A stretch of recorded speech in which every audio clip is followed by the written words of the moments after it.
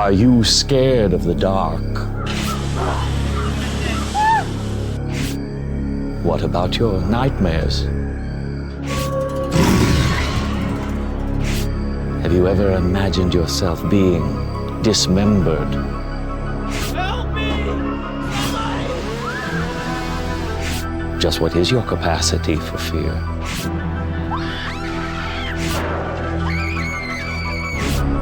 I think it's time we find out. I am Albert Kane, and I am the caretaker. Tonight you will be my very special guest for the most intense night of terror on Earth. Universal's Halloween Horror Nights. Join me on a journey through your fears as I transform Universal's Islands of Adventure into one disturbing nightmare after another. Your time has come.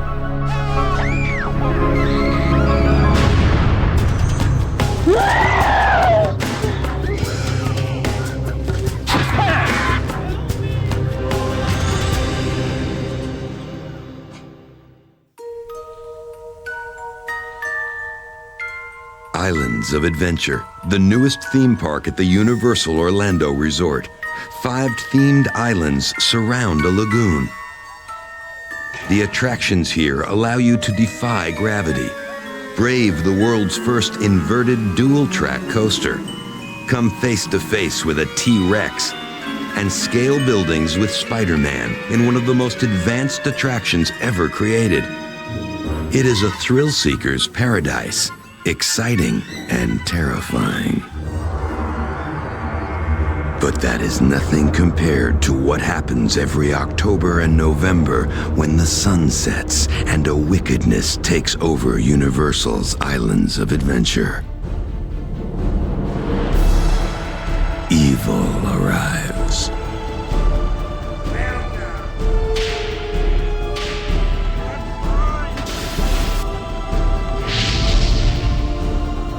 No one is safe as up to 600 ghoulish monsters overrun the park,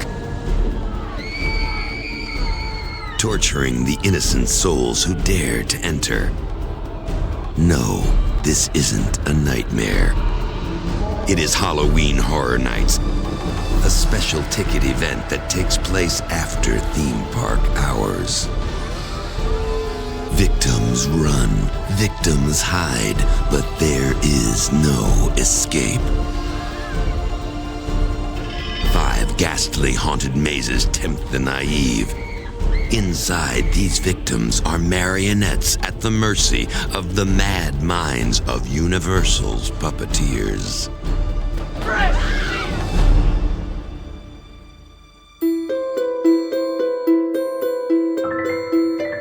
Halloween Horror Nights is one of the most professionally done attractions in the country. It's a highly detailed, high startle, high score event. Universal's reputation and resources make this one of the biggest horror-themed events in the country. One of the things that Universal Studios is able to do is budget. They're able to put a large amount of money into their events, into each one of their elements, their attractions. Another advantage Universal has is its history with horror.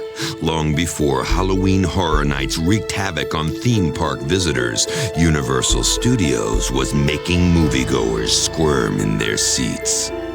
Universal was known for its horror films, and it was also known that the horror films actually helped save Universal from financial disaster. Films such as Frankenstein, Dracula, The Mummy. But there's a big difference between watching a horrific event and living it. That is the challenge the designers of Halloween Horror Nights faced. Everything has to connect, so when a guest walks into that space, they feel like they've been transported to this kind of fantasy horror environment, that they can believe that for that split second that they are real monsters and they're going to come actually and interact with me. Of course, it doesn't hurt that their backdrop is a world-renowned theme park famous for its stomach-in-your-throat coasters. Islands of Adventure was a park designed around thrills and thrill rides. And Halloween Horror Nights, the event itself, is all about thrills and chills. Haunted house gives you the opportunity to experience what would happen to you in a violent situation safely. So that same target market that wants to go to a haunted house also wants to ride the roller coasters.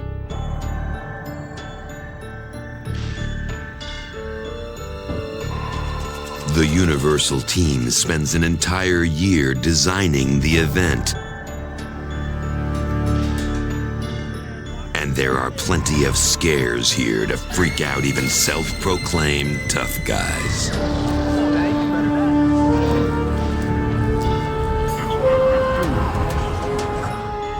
Every nook and cranny is what Universal calls a scare zone. But it is the 5 haunted mazes that draw thousands of would-be victims each night. A haunted maze is an experience that is a series of different types of scenes that you go through. We use the term maze because it is a maze. We don't want people to ever feel like they know which way to turn, which way to go. And one of the ways Universal makes the mazes believable is by developing a story. Some of the mistakes that we've come across over the years developing Halloween is taking the guest and not giving them the credit that they deserve. A theme is very, very important to the guest. They want to know why this maze is here, why this room is filled with bodies, why this creature is coming after me. Each maze is created around a core scare, which takes a basic human fear, like fear of the dark or fear of bugs, and magnifies it. This theory works. After all, everyone's afraid of something. Fear is something that is genetic, and everyone is afraid of certain things.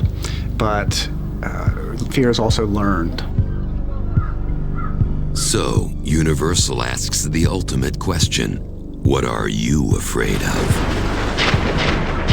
Be careful how you answer, because they'll figure out a way to make it 10 times worse than your imagination.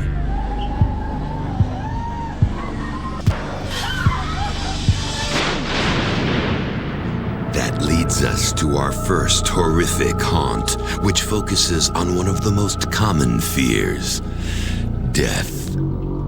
Well, I think death is one of the things that most everyone tends to be afraid of. First of all, you don't know what's going to happen when you die. You don't know if it's going to be painful. Nobody wants to be in pain. There's no place with more deathly scares than the caretaker's haunted mansion, Screamous. He lived in this Victorian house that was right next door to a cemetery. And he would take the poor, he'd say, "You're sick, I need to take care of you." And then he would operate on them to find out how he could get the soul. It is in this unassuming soundstage that Universal created the biggest attraction at Halloween Horror Nights 12. In fact, it took dozens of construction workers and craft artisans to build the maze's structure. Universal goes to great lengths to make sure every detail feels authentic. From the fading wallpaper to the antique furniture. Within the mazes, props and the scenic pieces are very critical to help make the reality of the space come to life.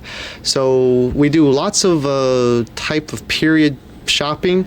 We spend lots of time scouring either the state and the East Coast, from thrift shops to different types of antique spaces. And we want stuff that already is a little damaged and distressed. But you aren't going to be startled by a piece of furniture.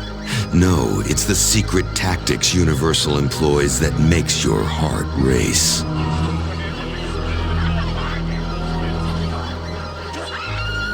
Scare tactics for what we do here at Halloween Horror Nights are something that as designers we keep very close to us. It's almost like the magician giving away the secret of how he pulls the rabbit out of the hat. 2 types of scare tactics are special effects and Scaracters, who are actors hired by Universal to give you the fright of your life.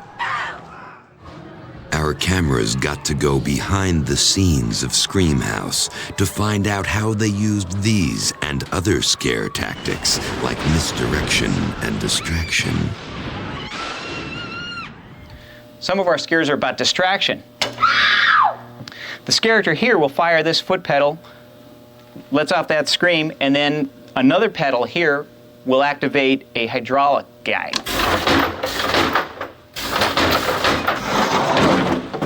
This is called a boo door. We camouflage it in to look like the rest of the wall. This looks like a pantry.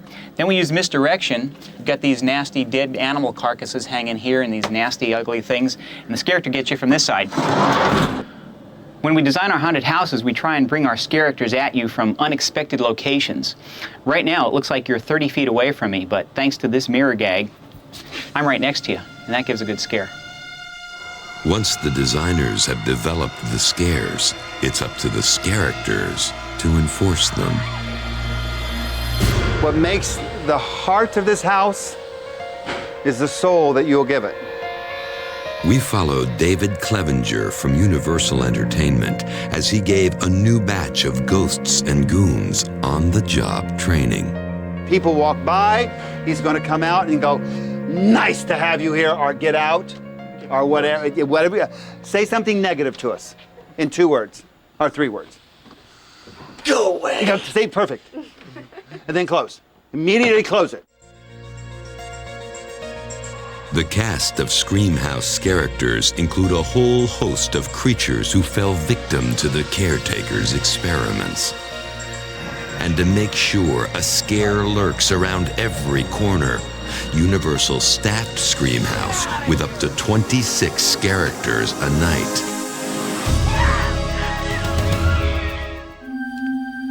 Scaracters aren't the only things scaring guests. Scenic pieces play a major role.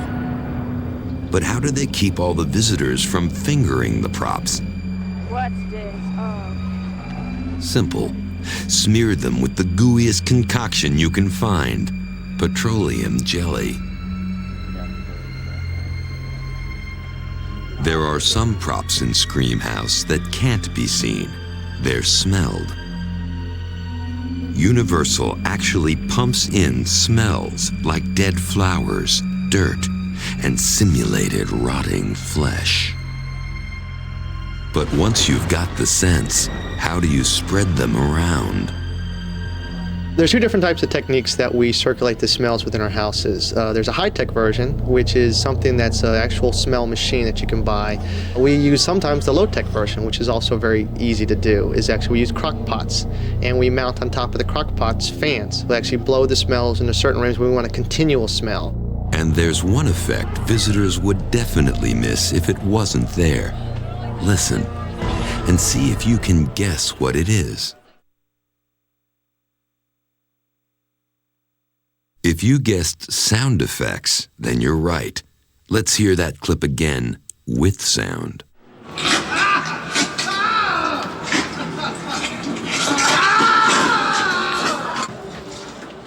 Sound effects and music play a major role in any maze.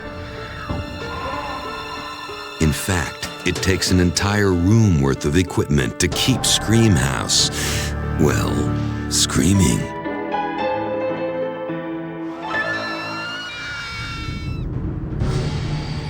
Now, lock your doors, close the blinds, and put the kids to bed. It's your turn to enter Screamhouse. The unexpected greets guests as they make their way through the twisting, decaying halls of the dilapidated mansion.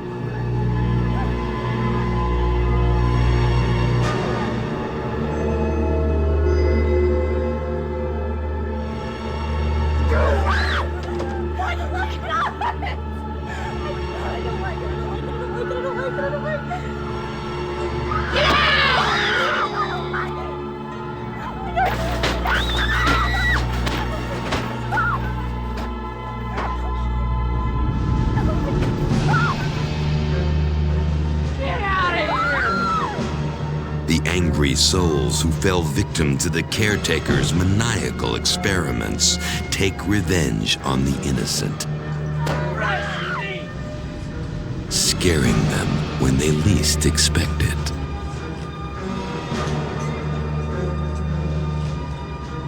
Help me!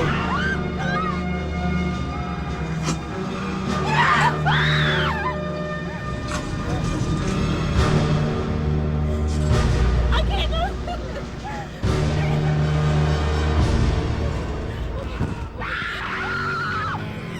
Body bags holding the not-so-fortunate and other obstructions block visitors as they try to escape their doomed fate.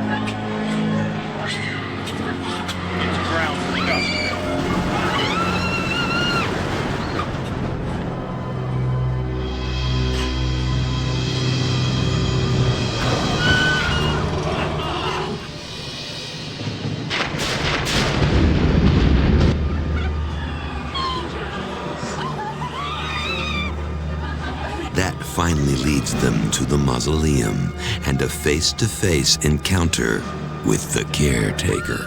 What time has come.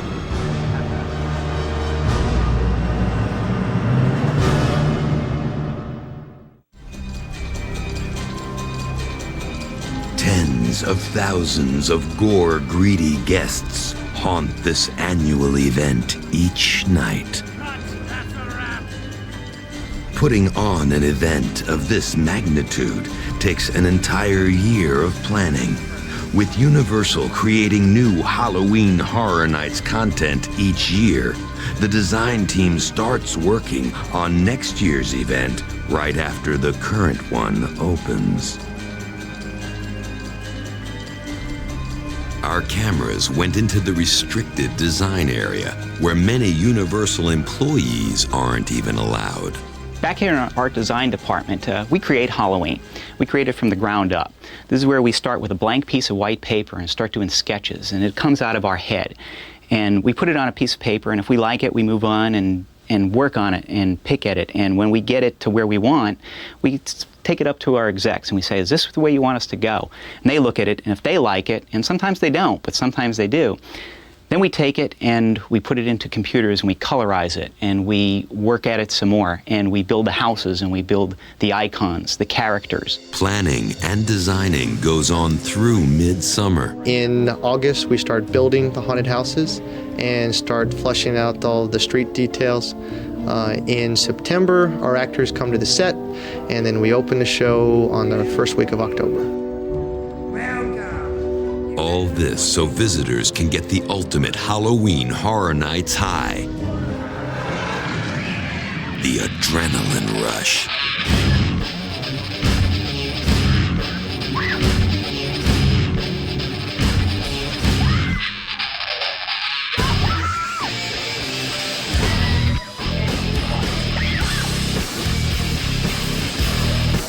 I think the event is successful because of the rush that people get from attending it. We get people who are looking for that adrenaline rush.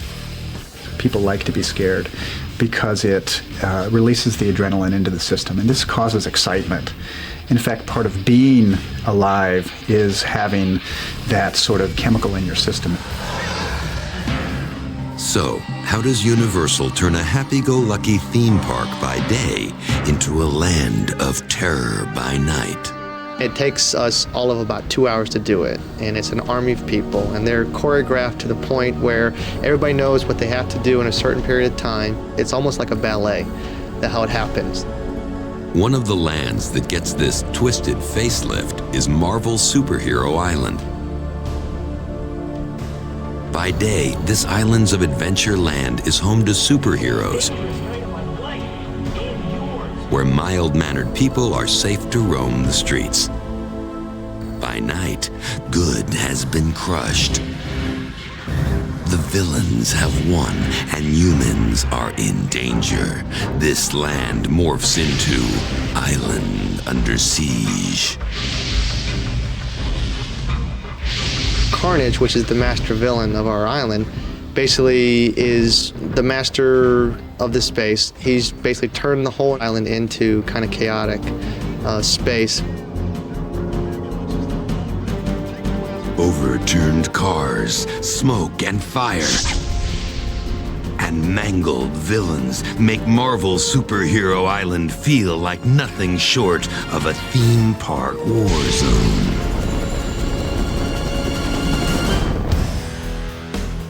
Amongst the rubble and rampage of Island Under Siege is one of the event's 5 mazes, Maximum Carnage. You have to navigate through this kind of barbed wire experience with gamma radiation and toxic chemicals, target practice with laser beams, and all the while these evil henchmen and supervillains chasing you, wanting to capture you and make you part of their evil clan. Maximum Carnage is an interesting attraction. There's a lot of actors popping out of nowhere. It's different from the other attractions, which is always good. A run through Maximum Carnage can be very threatening and make you feel out of control. Or at least that's how the Universal designers want you to feel. Maximum Carnage, the core scare, is all about threatening environments. It's about being out of control. So how did they create an atmosphere that appears to be threatening while keeping it safe? It's all about the Hightech Toys. Basically, one of the scares we use in all the houses are these pneumatic devices. They're handed to the character, and as the guests walk through, they're frightened by the sound. And if that doesn't scare them, that will. This is the vortex, or the tunnel. It's a lightweight cylindrical device that spins around a bridge as you're walking through it. It's basically backlit to give a disorienting effect that makes you kind of want to grab onto the rails because you're not sure of the motion that's going through. Basically, this is the waterfall effect. It consists of a series of pool pumps that draws the water out of a pool vat area, pumps it up 10 feet into the air. The water gently cascades over to the side. We accent this with lighting effects to give it more disorienting of effect, and then we scare from opposite directions for full effect. So what's it like to take a trip through Maximum Carnage? Now it's your turn to find out. A maze of twisted metal, chain link fences, and Carnage's henchmen are on the loose. The music is deafening. The lights are blinding as you trudge through pools of toxic waste.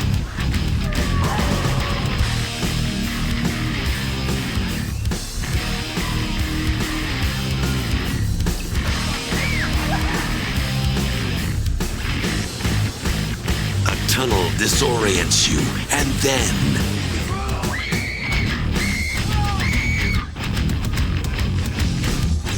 finally you enter the nuclear reactor room.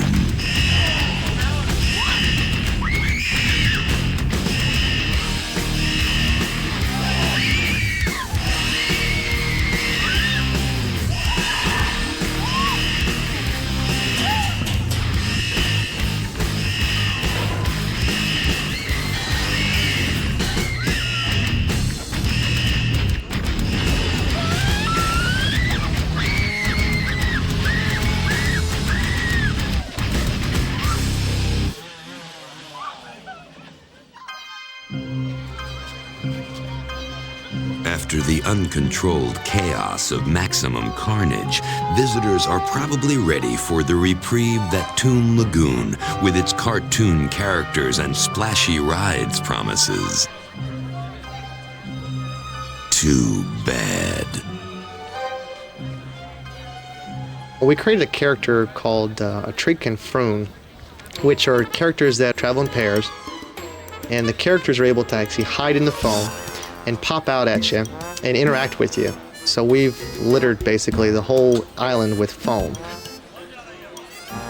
Tun Lagoon doesn't normally look like a giant bubble bath, so where did they get all the suds?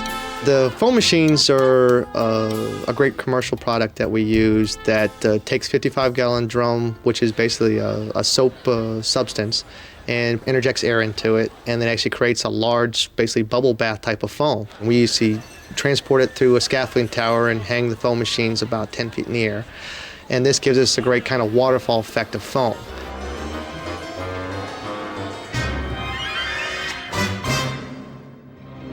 It's not all fun and games at this event. While multitudes of guests might mean mega success for Universal, it also creates a few challenges for the designers. The problems with any type of an event this large are capacity. You have to be able to design a haunted house that can take a lot of people. Otherwise, you couldn't handle the event. The people would riot in line after waiting 4 hours to go through a 15-minute experience. The greatest challenge that we face here is the large capacities of guests that come to our event. So for us, our biggest challenge is how do we still make it singular within the large amount of people that come and experience us. So we have to do that very strategically through the design, through the layout, for how we actually able to split the groups up away from their safety and their security. There is no safety or security when it comes to the prehistoric creatures in Universal's Jurassic Park. We took the theme that follows the movies, which is where the dinosaurs have gotten out of their existing cages and now roaming the island free. And free they are. Packs of velociraptors stalk their unsuspecting prey, humans. Mutant half-men, half-dinosaurs are the hideous victims of a scientific experiment gone terribly wrong. Buried in the middle of this prehistoric predator's playground is Evolution, an outdoor haunted maze. Evolution is a fun event. The Triceratops that you see asleep in the beginning and then basically gutted at the end was really a nice touch. The Universal designers used an existing attraction called Triceratops Discovery Trail to create this haunted maze.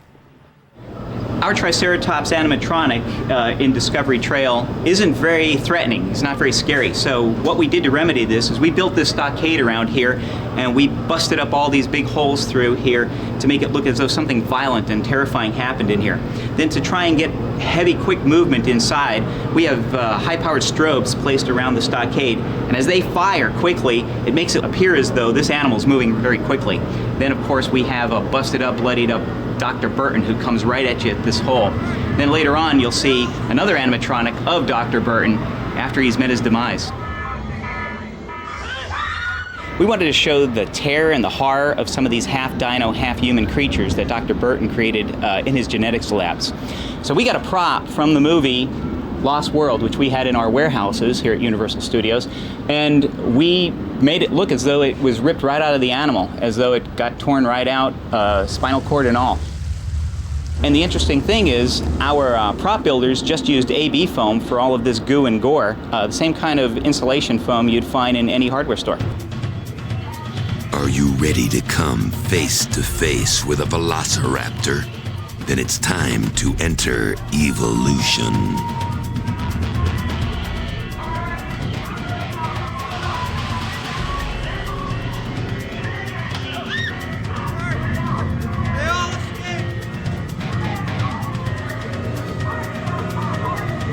There is little hope for you, considering the fate of Dr. Burton.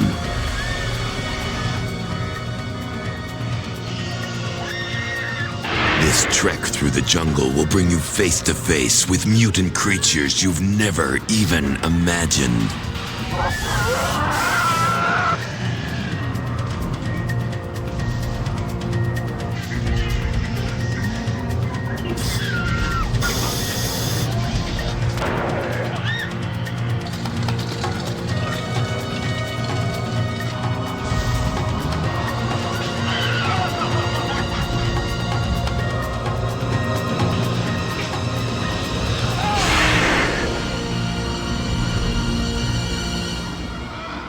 It's really scary.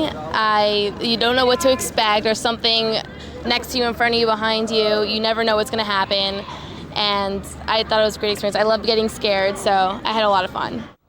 If marauding dinosaurs aren't disturbing enough, these performers look like they just stepped out of a sideshow. They are known simply as the Freaks.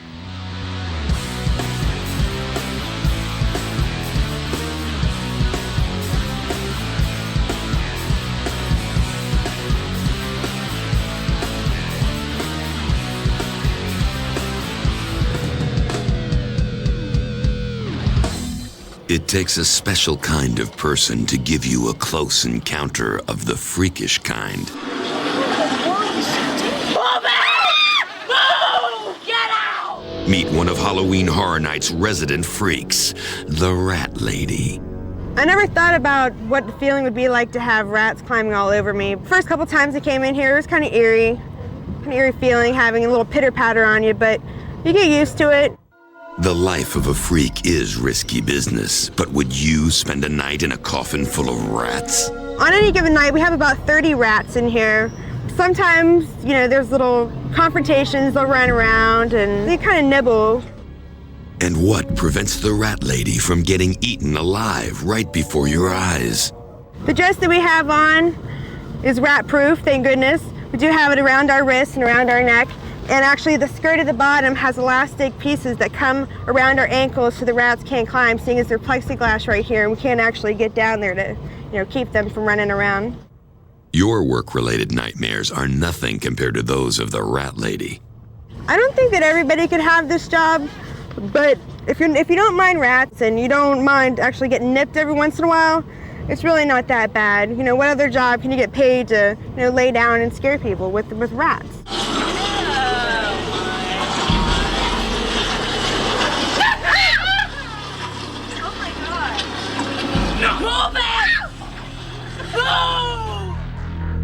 If that's not enough, then the sideshow outside of maximum carnage will shock some and make most queasy. He's half man, half lizard, and 100% gross. Meet Lizard Man.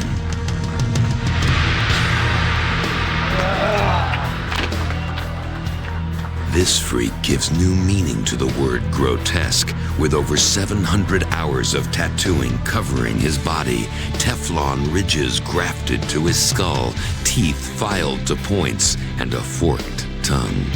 But that's just an appetizer. Show him the dart. This is a dart game for the macabre. Oh, And lifting weights never looked so repulsive. If these freaks' vulgar displays of human mutilation and sideshow stunts don't give you nightmares, it is sure to cause a loss of appetite.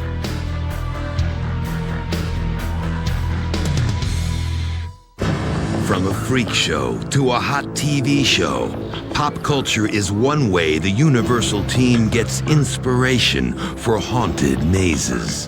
When we start developing Halloween, one of the things that we do is we take a look at what society is scared of.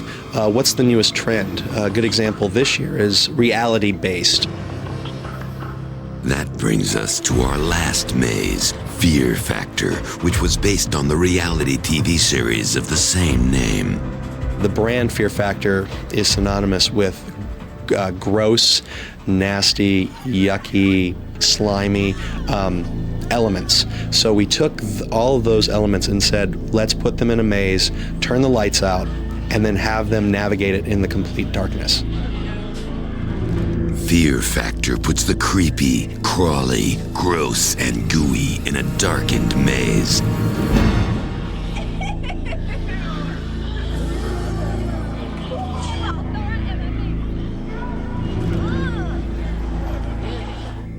Fear Factor's core scare is all about the fears that people have every day. It's the fear of darkness, the fear of snakes, spiders, rats, worms, all of those things that everybody lives with every day and they're afraid of. I want to go. I just want to get out now. There's many reasons to be afraid of insects and creepy crawlies. I think that much of that comes from childhood. You learn as a child that there's something scary about them. You see a spider and someone goes, ah, ew, and that teaches you then there's something to be afraid of.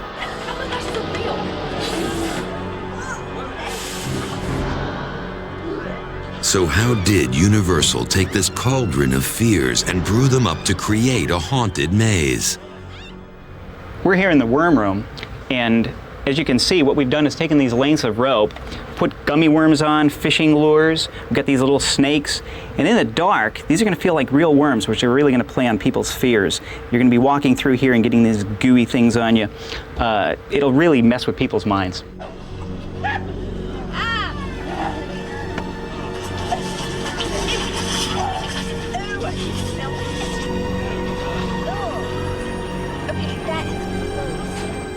This is the hair room. We've got about 15 different kinds of hair, lengths of hair, different kinds of matty, gooey hair. As you come through here, it's going to be all over your arms and your face, and it's completely pitch black. And then we're going to cover it in goo.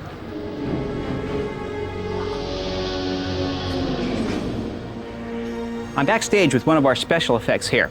This is the shock drop bridge. As people come through, a scare actor will be hitting this foot pedal, dropping that bridge 2 inches into complete darkness.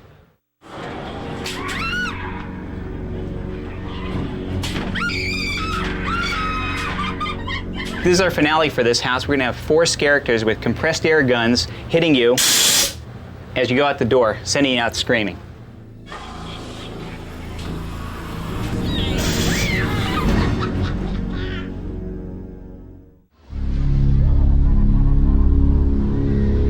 To instill fear in park guests, Universal employs approximately 600 characters who make it a perilous adventure for those who brave the event.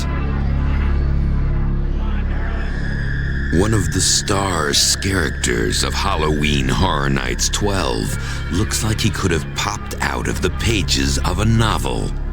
Meet Nightmare. This menacing monster was the brainchild of the Universal Dream Team. But how do they turn an idea for a monster into the real deal? First, the concept is drawn as a pencil sketch. Then that drawing is transformed into a computer color rendering. From the color rendering, a small statue called a maquette is constructed. The prosthetics lab and costuming department then create the life-size costume. One of the most integral parts of Nightmare and many other characters is the mask. Making these synthetic disguises is practically a work of art. The staff that I have making everything for Halloween Horror Nights is generally a staff of about 20 people at this point. They're all extremely skilled makeup artists with skills ranging from sculpting, mold making, painting. And here's an eye-opener. They have to create multiple masks for one character. We might have to make 15 of the same mask because they're in different areas of a haunted house or they're in shifts. So it's not that we just make a mask and it's one person. The caretaker, the icon for Halloween Horror Nights 12, doesn't wear a mask. His look is created with makeup. Our cameras rolled as makeup artist Jonah Levy took actor Bryce Ward from normal guy to creepy goon, a process that takes up to 2 hours.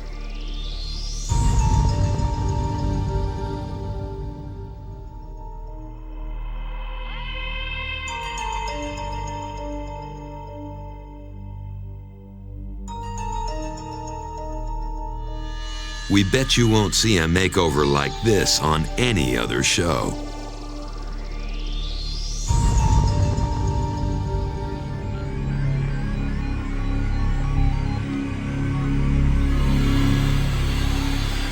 In the character hierarchy, the event icon is certainly at the top of the food chain. But there are other roles that many people are chomping at the bit to play. In fact, this character role is so prestigious, many people vie for it each year. This elite group of characters has the ability to send visitors running for their lives. Meet the few, the proud, the chainsaw characters.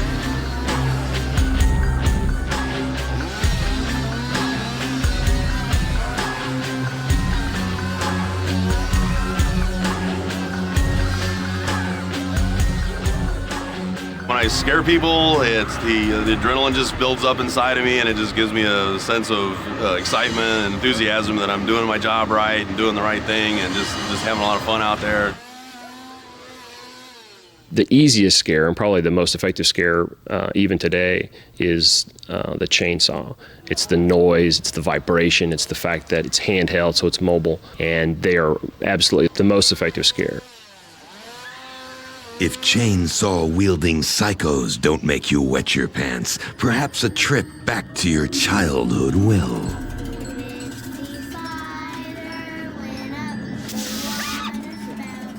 The core scare in Scary Tales 2 is childhood fears of fairy tales. You know, when you were growing up, all of us had the fears of the monster underneath the bed. I think that, first of all, fairy tales, to begin with, are kind of frightening. They've taken the somewhat frightening fairy tales that we're all familiar with and made them truly disturbing. So we get that a crazy Alice is pretty creepy. But aren't you wondering, how do they come up with this stuff? We went back to research material where we took Grimm's fairy tales and all of the little morality plays that we hear as kids. We took those characters, and as much as our audience has grown up, we took those characters and said, what if they grew up along with our audience?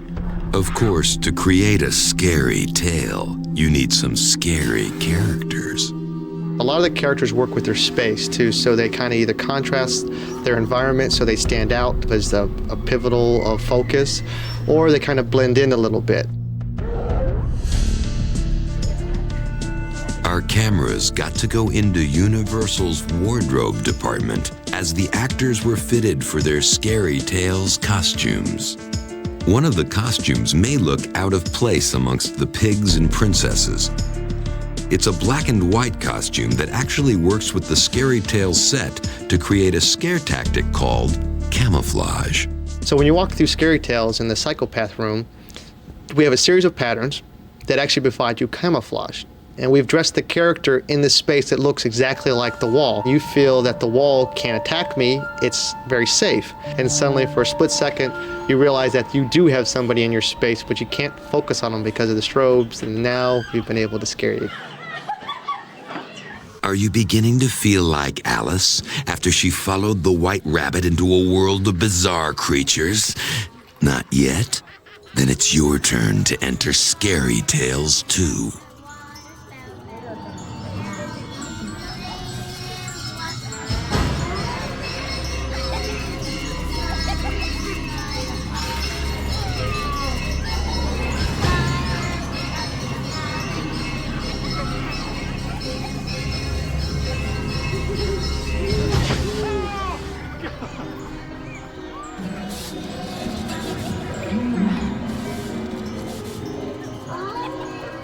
Have you ever come face to face with a room full of rotting dead lambs? This Mary has been a bad girl.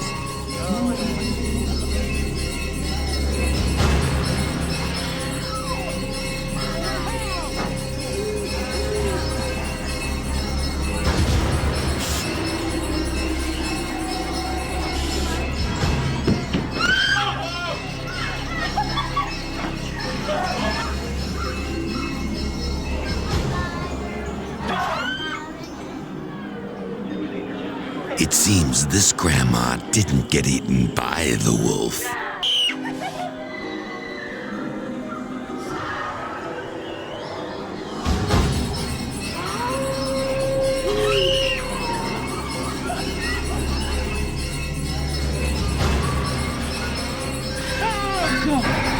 And let's not forget the 3 pigs.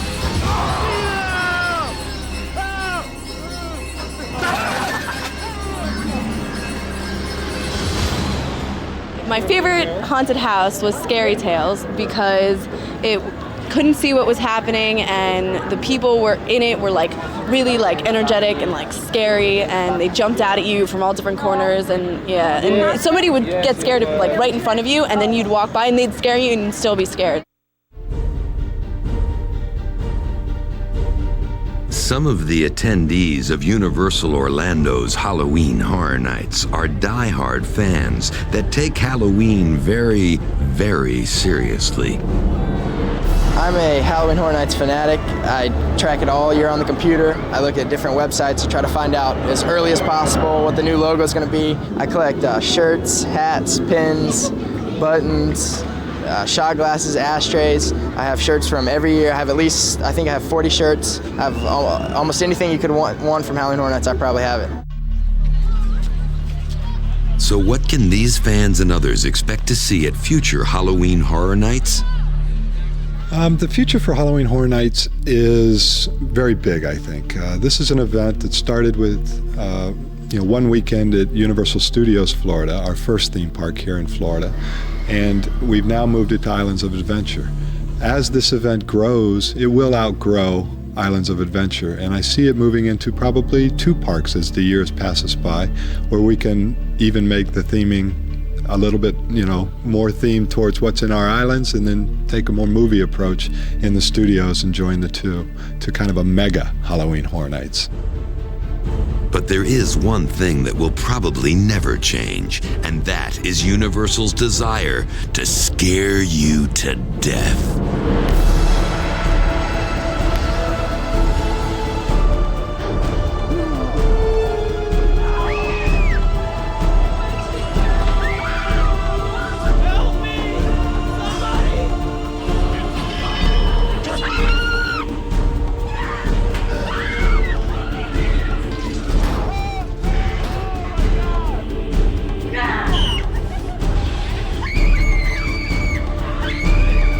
One of the best things a guest can tell you, a compliment we love to hear as well, I'm scared, totally out of my wits.